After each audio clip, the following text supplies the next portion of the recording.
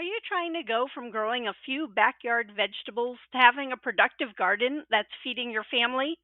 Today we are talking about self sufficiency and some of the teachings of one of my farming heroes, John Seymour. And while he had a large homestead, I have used these garden techniques in both small urban and large rural areas. This is part of my series on gardening methods. So far, we have covered square foot gardening, permaculture, and hugelculture, which can all be incorporated into a self sufficient garden.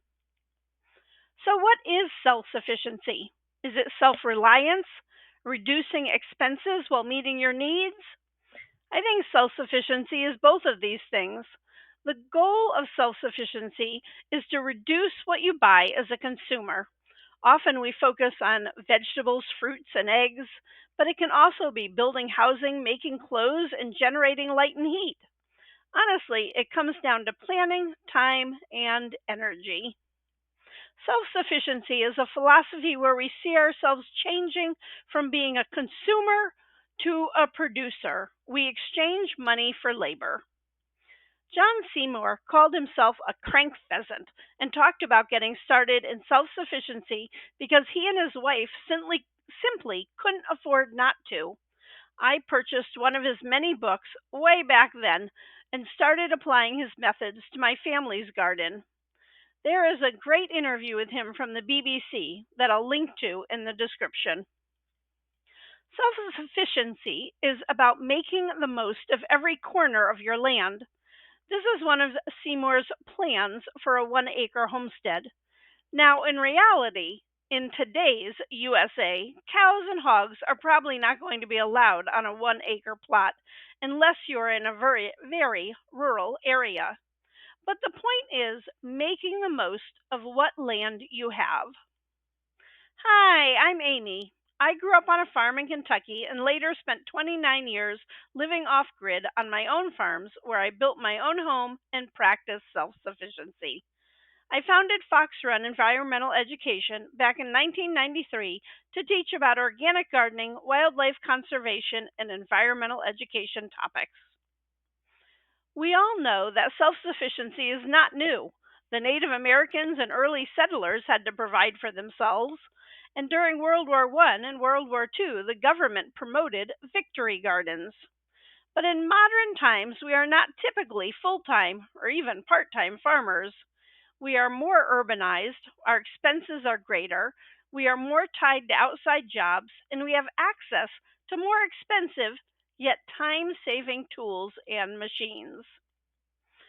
You might be coming into self sufficiency for the same reason John Seymour did, because you have bills and a family to support. Or you might just want to grow clean organic foods that are healthy for you and the environment. Soil is everything. Seymour had a very science based view of building soil. He said that good soil is full of life. He spoke extensively about building humus. Humus is a word we don't often use today. It's the Latin word for earth or ground. It's the dark organic matter in soil that is formed by decomposing plant and animal matter. That makes your soil rich in nutrients and retains moisture.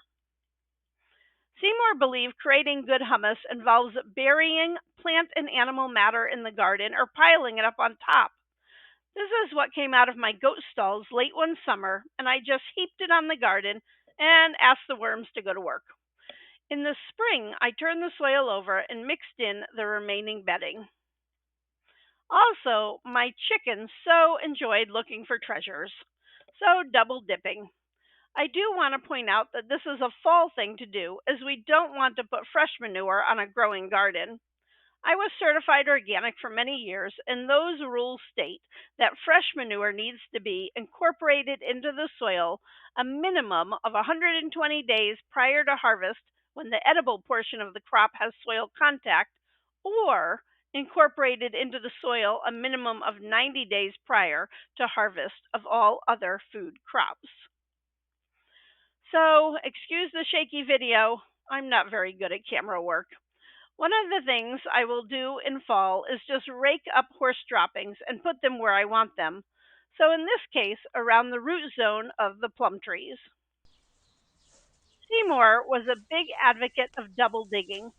Double digging often goes 2 feet deep and mixes the soil layers. This is often very good for heavy clay soils because it really mixes the topsoil down to the roots. And if you are covering your garden area with manure or compost, you can do a very thorough job of mixing that in as well.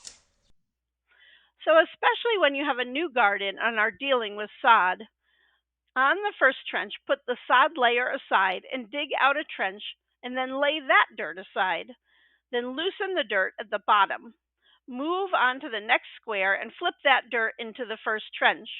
So we are inverting our soil. For an extra kick, add some compost to the bottom of the layer. That will help build bacteria and macroorganisms in your soil. Historically, we have depleted soils in America, and we continue to do that through monoculture farming and construction.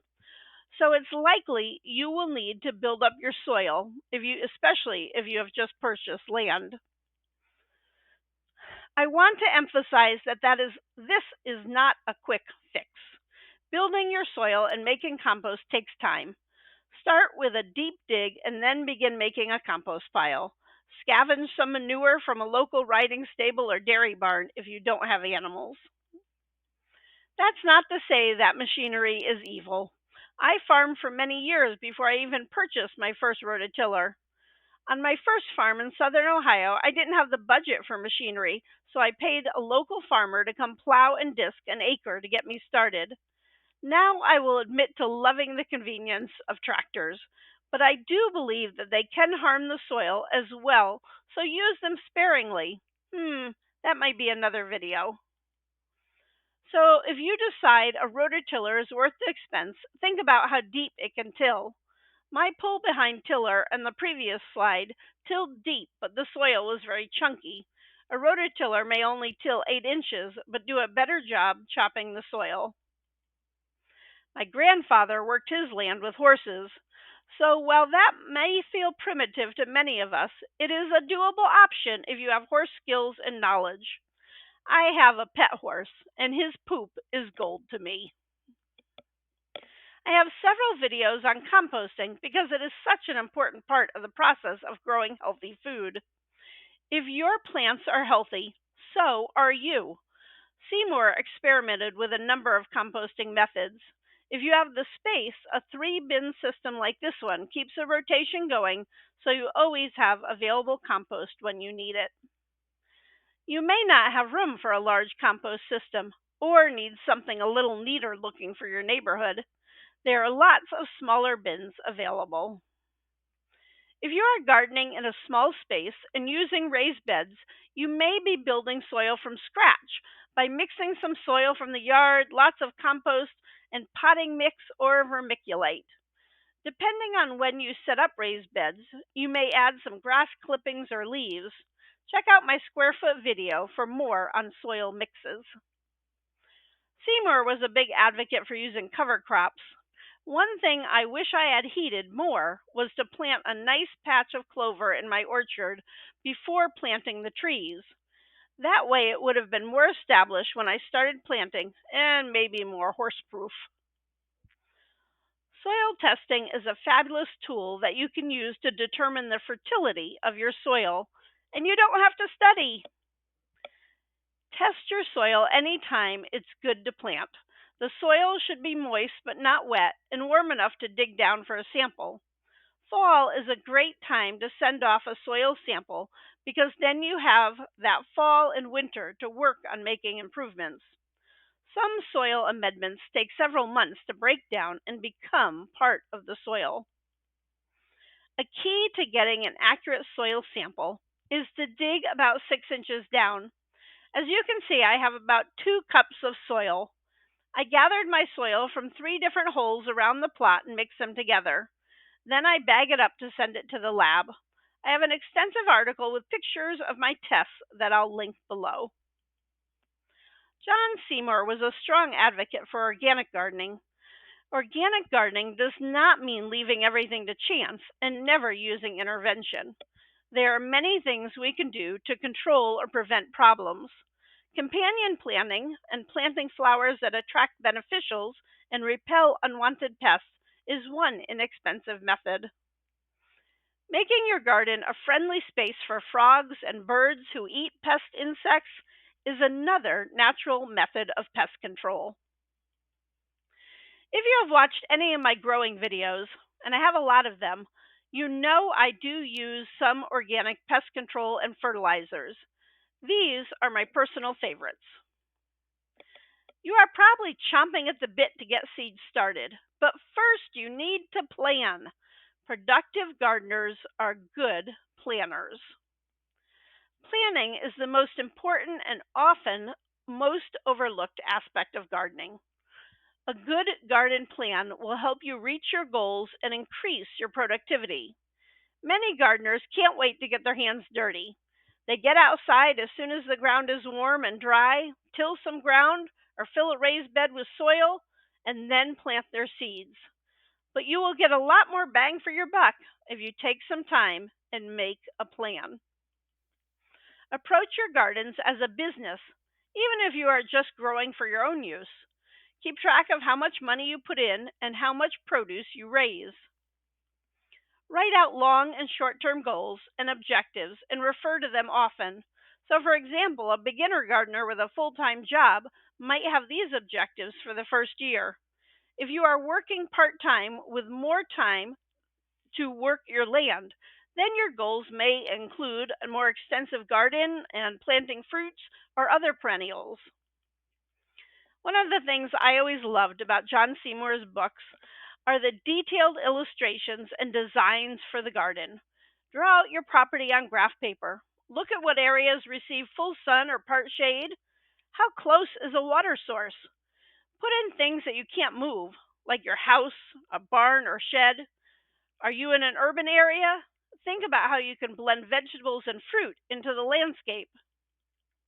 I always like to draw, but you can use software.